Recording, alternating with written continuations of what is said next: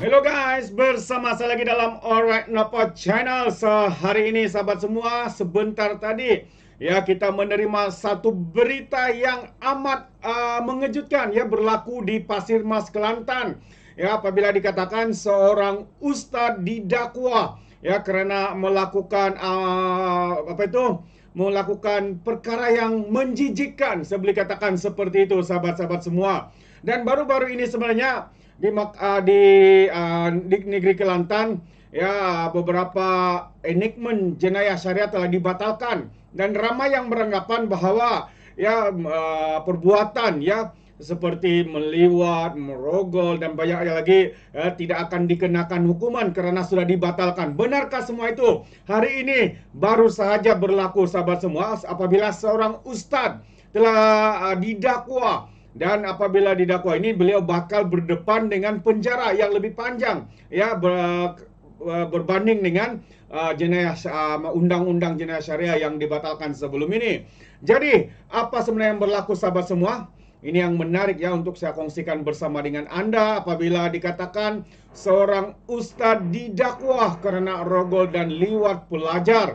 Wow, mungkin mereka ingat kalau sudah dibatal boleh buatlah perkara-perkara terkutuk seperti ini sahabat-sahabat semua. Jadi mari kita ikuti kenyataan media yang saya petik daripada Harian Metro, mengatakan apabila dalam kenyataan media ini mengatakan bahawa seorang ustaz sekolah menengah menengah agama ya, seorang ustaz sekolah menengah agama didakwa di Mahkamah Seksyen Pasir Mas ya, Kelantan hari ini terhadap 5 pertuduhan merogol dan meliwat pelajar berusia 14 tahun pada Julai dan bulan Ogos. Ya, tertuduh Muhammad Nur Salam Hazamin 30 tahun bagaimanapun mengaku tidak bersalah dan memohon untuk dibicarakan ketika pertuduhan dibacakan di hadapan Hakim Muhammad Rosli Muhammad Nawi. Pendakwaan dilakukan Timbalan Pendakwa Raya Muhammad Faizuan Sulaiman, manakala tertuduh tidak diwakili peguam. Mengikut pertuduhan pertama hingga keempat, tertuduh didakwa merogol remaja berusia 14 tahun pada 3, 10, 17 dan 24 Julai di sebuah rumah di Wakaf Baru tempat jam 2.30 petang. Apa sudah berlaku sahabat-sahabat semua? Seorang individu bergelar ustaz, sahabat-sahabat semua, boleh melakukan perbuatan terkutuk seperti ini walaupun ya beliau mengaku tidak bersalah dan mahu untuk dibicarakan. Jadi tertuduh didakwa melakukan kesalahan mengikut Seksyen 371 dalam kurungan 1 Kanun Keseksaan. Sabit kesalahan boleh dipenjara sehingga 20 tahun dan boleh dikenakan sebatan. Jadi kalau undang-undang jenayah syariah mungkin paling maksimum pun 3 tahun saja sahabat-sahabat semua penjara. Tapi kini kalau disabitkan kesalahan, beliau boleh dikenakan 20 tahun maksimum. Dan dikenakan sebatan, mungkin 6 sebatan atau lebih. Bagi pertuduhan kelima, tertuduh didakwa melakukan persetubuhan yang bertentangan dengan aturan tabii pada 3 petang di lokasi sama pada 1 Ogos. Tertuduh didakwa. Kenapa boleh hitam? Alright, sekejap ya, ada masalah sikit. Jadi sahabat semua, ini antara perkara yang amat memeranjatkan kita ya. Ini berlaku di Kelantan ya, bukan di mana-mana sahabat-sahabat semua. Ya, di Pasir Mas, di Tumpat. Lalu sudah dalam pendakwaan hari ini ya, beliau mengaku tidak bersalah ya, dan mahu untuk dibicarakan. Jadi tiba-tiba saya punya internet ini ada masalah nih. Come on, kenapa ini? Dia tidak mau kita baca kali berita ni ya. Okey, tunggu sekejap ya, ada masalah nih. No responding. Ya, lambat betul. Jadi apa pandangan anda sahabat-sahabat semua ya apabila seorang individu guru yang dikatakan seorang ustaz tapi melakukan perbuatan terkutuk seperti ini? Ya, satu yang amat-amat memalukan kita sahabat-sahabat semua. Jadi bagaimana pandangan anda ya berkaitan dengan isu ini? Mungkin anda juga mau berikan sebarang komentar, anda boleh berikan di dalam ruangan komen. Jadi kita cari dulu, beritanya tadi sudah hilang, entah ke mana. Jadi kalau sebelum ini ya kecoh dikatakan apabila 16 enactment jenayah ini dibatalkan.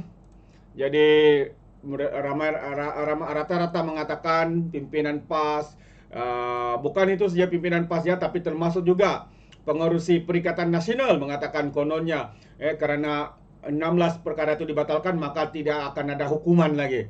Tapi ini sekaligus memperlihatkan bahwa apa yang mereka katakan itu sebenarnya adalah satu kenyataan yang mengelirukan rakyat. Jadi bagi pertuduhan kelima, tertuduh didakwa melakukan persetubuhan yang bertentangan dengan aturan TABI pada 3 petang di lokasi yang sama pada bulan 1 Ogos ya. Tertuduh didakwa melakukan kesalahan mengikut Seksyen 377B Kanun Keseksaan. Sabit kesalahan boleh dipenjara sehingga 20 tahun dan dikenakan sebatan. Jadi mahkamah menetapkan 13 September sebagai tarikh sebutan semula kes ini. Jadi inilah dia sahabat semua, seorang ustaz ya di sebuah sekolah agama di Pasir Mas, Kelantan, sahabat-sahabat semua. Memang satu yang amat-amat meranjatkan, tapi inilah realitinya sahabat semua. Ya, apabila kita lihat hari ini ya, seorang yang bergelar ustaz boleh melakukan perkara-perkara terkutuk seperti ini, dan ya saya percaya ramai yang begitu terkejut ya dengan tindakan dan juga perkara seperti ini. Dan sebelum saya mengakhiri, saya ingin menambah satu berita ya daripada YB ya, Datuk Seri Mat Sabu, yang mana beliau memberikan satu kenyataan terkini bahawa tanaman, bekalan makanan tempatan tidak terjejas ya berkaitan dengan El Nino. Itu antara kenyataan daripada Datuk Seri Mat Sabu. Jadi apa kenyataan beliau ini? Mari kita baca bersama. Yang mana Menteri Pertanian dan Keterjaminan Makanan Datuk Seri Muhammad Sabu memberi jaminan keadaan tanaman dan sumber bekalan makanan tempatan tidak akan terjejas setakat ini, biarpun negara sedang berdepan dengan cuaca panas dan fenomena El Nino. Beliau berkata pemantauan sentiasa dijalankan dari semasa ke semasa, dan pada masa yang sama meminta petani, nelayan dan peternak mengambil langkah penjagaan kesihatan yang lebih baik, terutama ketika bekerja di lapangan. Katanya cuaca panas ini akan dihadapi dalam tempoh lama dan golongan petani perlu mematuhi semua arahan pihak berkuasa termasuk Kementerian Kesihatan. Katanya selepas melakukan lawatan kerja kerja ke Keropok House dan Industri Sinar Berhad di Seksyen 27 di Shah Alam hari ini. Pada masa yang sama, Datuk Seri Mat Sabu berkata pihak kementerian akan menyertai mesyuarat bersama Kementerian Sumber Asli dan Kelestarian Alam pada minggu depan bagi membincangkan persiapan negara dalam menghadapi fenomena El Nino. Media sebelum ini melaporkan Ketua Pengarah Jabatan Meteorologi Muhammad Helmi Abdullah memaklumkan El Nino dengan intensiti kuat yang sedang melanda dunia ketika ini dijangka berterusan sehingga pertengahan tahun, sampai tengah tahun sahabat-sahabat semua. Jadi itu dia perkara yang saya ingin kongsikan hari ini. Terima kasih. Untuk poin yang pertama, memang satu yang agak mengejutkan. Seorang ustaz ya, bukan kaleng-kaleng, bukan biasa-biasa nih sahabat semua. Ya, didakwa kerana dikatakan telah meregol dan juga meliwat pelajar 14 tahun di sekolah agama Pasir Mas. Apa pandangan anda sahabat semua? Anda boleh berikan komentar anda dalam ruangan komen. Tapi ingat, komen dengan cara berhemat. Jadi terima kasih. Sampai di sini saja. Izinkan saya untuk mengundurkan diri. Dan seperti biasa, peribahasa mengatakan tapapun kangkap, 2 tahun keinginan. Dalam bahasa Melayunya, tepuk dadah, tanya selera. Sekian saya daripada Alright Nampak Channel. Kita berjumpa lagi dalam info dan update yang seterusnya. Sekian. Bye-bye.